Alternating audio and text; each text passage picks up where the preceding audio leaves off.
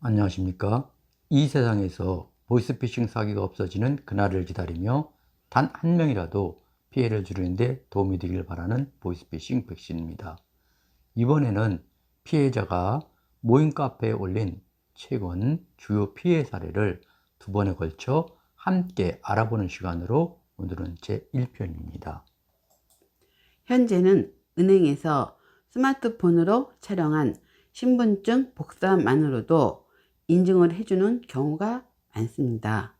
보이스피싱 범죄 조직은 편리한 금융 시스템을 악용하고 있는데 은행들은 책임을 회피하고 정부는 대책을 내놓지 못하고 있다면서요. 은행 창구에서는 직원이 직접 신분증으로 거래 당사자를 확인하지만 비대면 서비스는 스마트폰으로 찍은 신분증이 진짜인지 확인할 기술이 없습니다.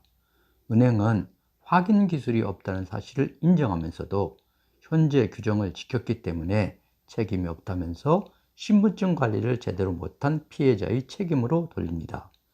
더 큰 문제는 이러한 사실을 아는 정부가 뚜렷한 대책을 내놓지 못한다는 점입니다. 피해자임에도 계좌가 지급정지 당하고 범죄 조직과 공범이 되어 피의자로 조사받는 경우까지 있다면서요. 최근에 서민대안대출 신청서 보내줄 테니 신청해 보라는 말만 믿고 어플을 열어서 보이스피싱을 당한 김모 씨가 올린 피해 사례를 함께 보시겠습니다.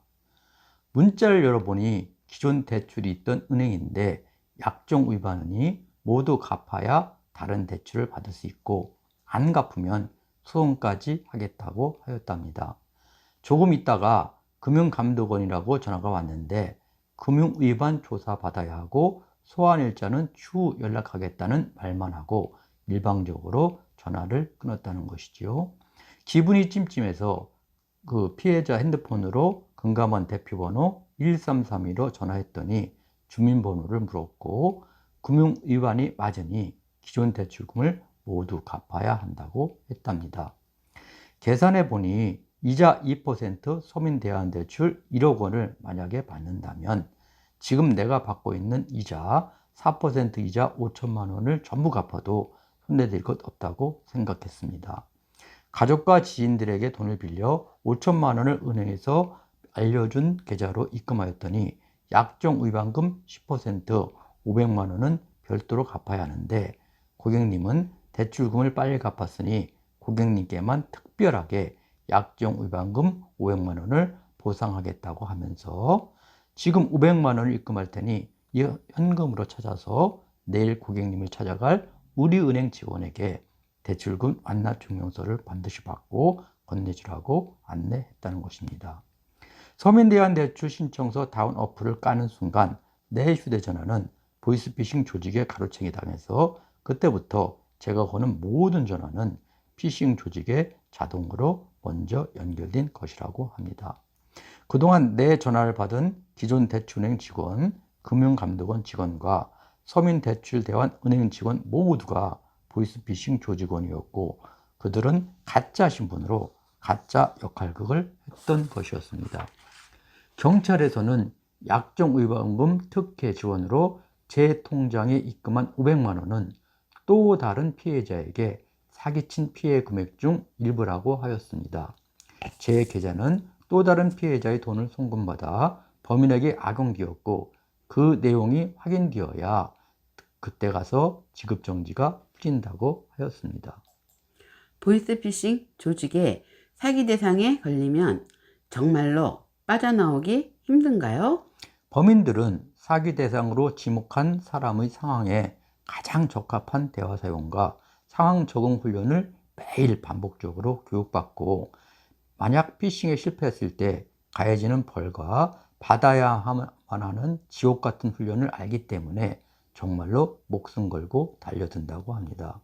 최근에는 우리나라에서 추적 중인 범인들이 중국으로 도망가서 조직에 스스로 가입하고 범죄에 가담하여 상상을 초월하게 되는 것입니다. 중요한 것은 범죄망에 걸리면 어느 누구도 피하기가 매우 어려운데 대부분의 사람들이 나와는 상관없는 일이라고 생각하기 때문에 홍보나 유튜브 내용이 효과가 적다는 것이 안타까울 뿐입니다. 경찰에서 범인 검거까지 몇 달이 걸리고 그동안 피해자가 할 수 있는 행동은 무엇인가요? 범인들은 신고 후 한 달 안에 잡히는 경우도 있지만 몇 년이 지나서 잡았다고 연락이 오는 경우도 있다고 합니다.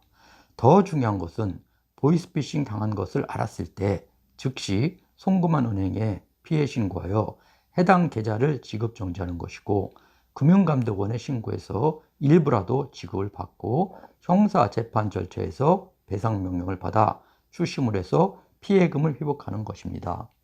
민사 승소하여도 재산이 없다면 돈을 받기 어렵기 때문에 형사 절차에서 합의금을 받아내는 것도 차선책이 될 수 있습니다. 2014년 곽경택 검사 사칭 보이스피싱 범인은 무려 8년이 지난 2022년에 검거되었고, 다행스럽게 합의 의사를 보내왔다고 카페 회원님께서 글을 올렸습니다. 물론 피해금 회복보다 범인 처벌이 우선이라면 형사재판 절차에서 검사와 판사에게 범인을 반드시 처벌해달라는 진정성이 담긴 탄원서를 작성해서 제출하면 유리합니다. 계속하여 27편에서 최근 기승을 부리는 사례 제2편을 함께 하시길 기대합니다. 감사합니다.